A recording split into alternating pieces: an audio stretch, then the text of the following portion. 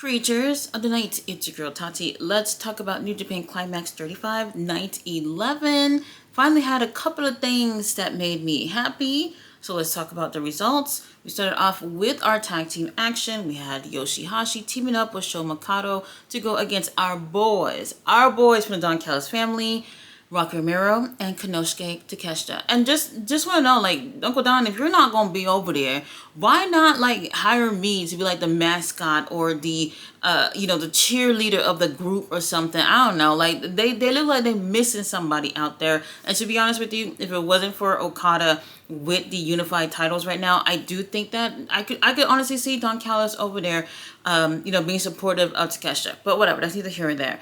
Our boys Don Callis family end up taking the win. Rocky Romero once again showing everyone why he is taking the #1 spot in the C block. And for our third tag team match of the night, we have Jado teaming up with El Phantasmo for the kids to go against our War Dogs, Taji Ishimori and Drilla Maloney. Lord have mercy, Drilla. Jesus Christ. And I was looking it up. I believe he's 28 years old. He has like a mature look about him, which is a good thing. It's a good thing, but too young, way too young. I always say if he has a 2 in the front of his age, he's way too young for you, sis. Move on. Now, our War Dogs ends up taking the win, which I like. Drilla, he has 8 points on the board, and I wouldn't mind seeing, our War Dogs, possibly taking the win in this tournament. Who knows? We're still praying for Takeshita at this point. Now, we have Daiki Nagai teaming up with Shingo Takagi to go against Hartley Jackson and our front man, and the front man of my heart, Zack Sabre Jr. And I felt like a fucking bum laying in bed, holding on to my Taker big-ass plush, and I am grabbing on my screen, my iPad screen, acting like I'm touching Zack Sabre Jr. I feel like a bum doing that, I'm not gonna lie, but this is where we are in life. We can't all get what we want. And Hartley Jackson is really the MVP of the tag matches that we've been having, because he's always been coming through. Well, except for that one time. But he's always coming through for our boys and helping them take the win. Daiki was really trying to show up and show out. Like, hey, I know I'm one of the young lions in here, but I could take on him. I could take him on. I could fight meaty guys and beat them. It didn't work out that way. But great effort for Daiki. Now let's move on to the Block A matches of the night. Our first Block A match, we had Oleg Boltin to go against Cullum Neiman. Cullum, I don't know. I don't know. I still, up until this point, 11 nights in, still haven't connected with him. And I kind of feel somewhat of a connection to like everybody in the tournament. And I don't know what it is about Cullum, but whatever. Oleg Boltin ends up snagging the win. And honestly, that's really what I wanted. I really like him. I think it would be really cool. Maybe if he would have won the G1, see how far he can get when it comes to the points. He is definitely one of those younger guys on the card, especially with him winning that title about 2 months ago. It would have been a cool achievement for, to see him taking the win in this tournament. But honestly, I'm not sure. 8 points on the board for our boy Oleg. Our next match, we had both these guys coming in with 6 points, and I was kind of torn. But Ryohei Oiwa going against Taichi. Taichi has been secretly my fave in the tournament. And he's definitely grown on me here, and definitely one of the fan favorites. And I was just like, it would be great to see him make it all the way. Like, I would totally be cool with that. But Ryohei has been putting in a lot of work and been pretty impressive. For me, I felt like maybe it didn't matter where it was going, but obviously Taichi is older and probably won't have as much opportunities to continue to do G1s moving forward. So I thought maybe it would be a little bit better for Taichi for the win. But Ryohei, oh my God, puts in the points to get 8. So now he's at 8 and Taichi is at 6. Not looking good for Taichi after. He did seem a little salty at first, but kind of was standing in front of him and he just dropped to his knees so dramatically. And I was like, oh damn, it is not looking good for Taichi, and the young lions had to help him get to the back. And it's never usually a good thing. I don't think he's injured or whatever, but definitely that ego is feeling scarred. I know it. So up next, we have Yuya Uemura going against Sanada in an iridescent raincoat. I don't know what that was, but I've learned to like not question any of Sanada's fashions at this point. He got his thing going. Who am I to judge? They had a really great match, and I kind of was just like, you know what, maybe no interference. But I'm obviously stupid because Kanemaru, who's a ride or die, and you know what, we all want a ride or die in our lives, comes on out there to help Sanada get his 2 little points. Sanada came in here with 4 points, and it wasn't going to look good for him if he were to lose this match. So it's really important for him to win, and he ends up getting his 6 points. Yuya had already came in here with 8.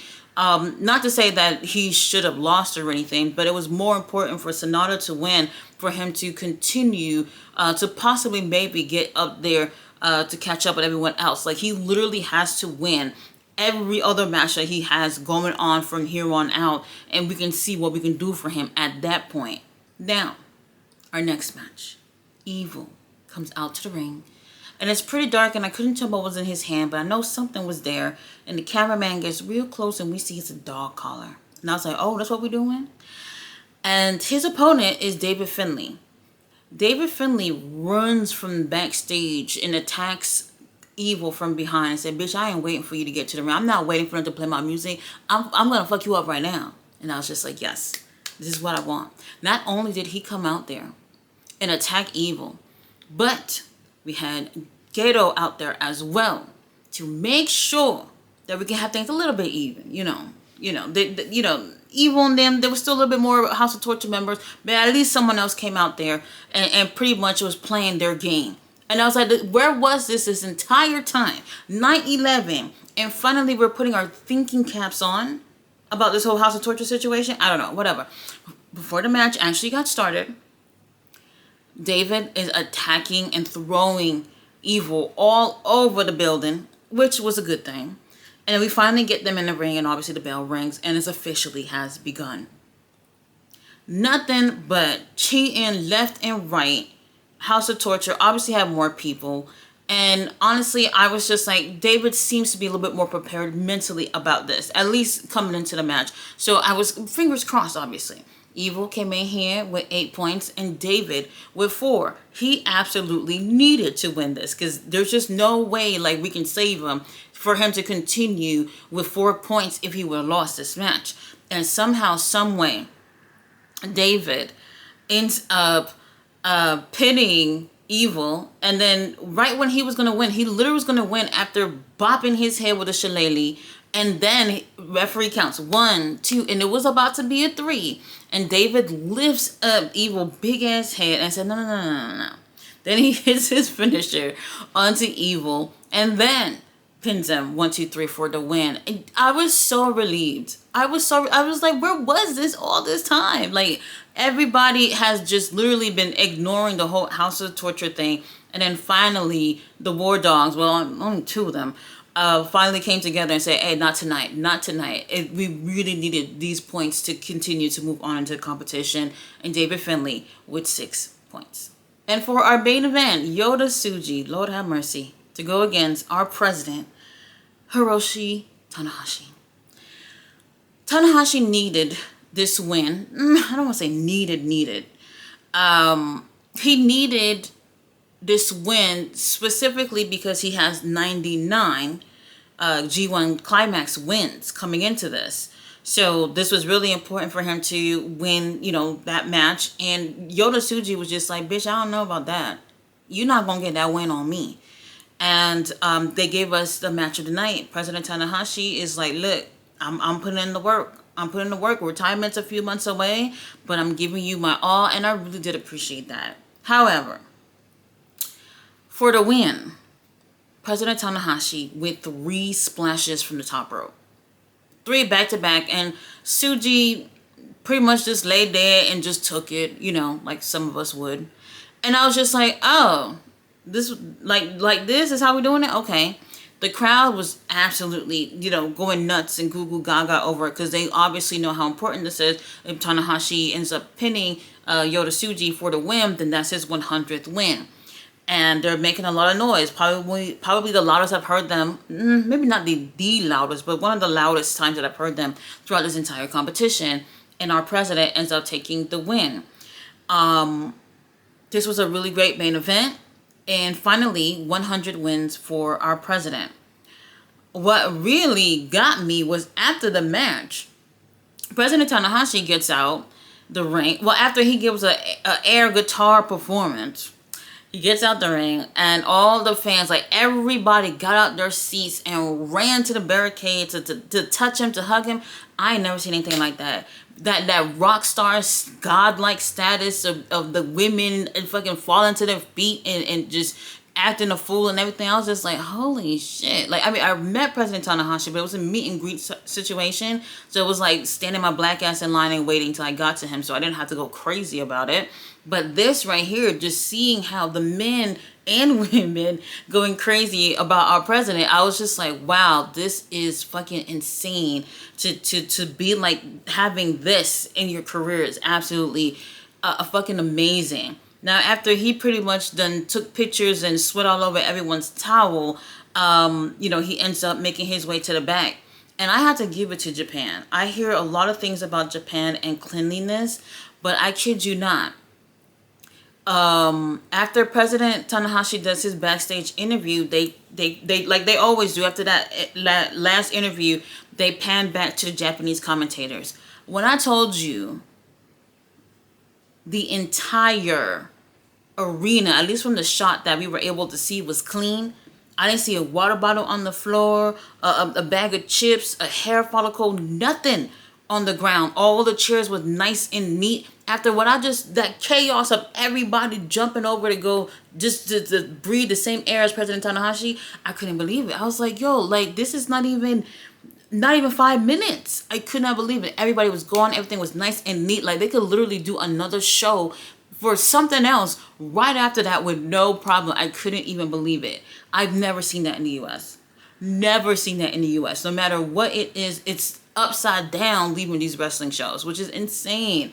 It was actually pretty impressive. Anyway, the show was great. We're almost there. Somewhat, kind of, not too much. But August 17th is around the corner. So we're almost there before we finally get our winner. It's still anyone's game. So many people has 8 points. No one has made it to 10, which I was kind of expecting. Oh, somebody gonna get to 10 points. But no. No 10 points as of yet, but I can assure y'all, like by night 12, somebody gonna make it. Somebody gonna make that 10 points, and we'll have someone in the forefront of the competition. Another really great show. So if you haven't checked it out, go ahead and watch it. They do have highlights on the New Japan World YouTube page. So if anybody wants to see that, some highlights that they got going on over there, they're typically only just the block matches. So, I mean, nobody's really checking for the tag matches or whatever. But if you want to see the highlights of those are there. And if you want to watch the actual tournament, you can by purchasing the New Japan World subscription, $9.99. President Tanahashi, y'all have had my money since the very beginning. And honestly, it's a really great app. And if you love wrestling and you just want to get into what's happening now, or if you want to go back and look at the history of New Japan, everything is there. You don't have enough time in this lifetime to watch everything they have over there. So go ahead and check it out. You guys, thanks so much for watching my review. I will be back with night 12 on August 5th. See you guys then.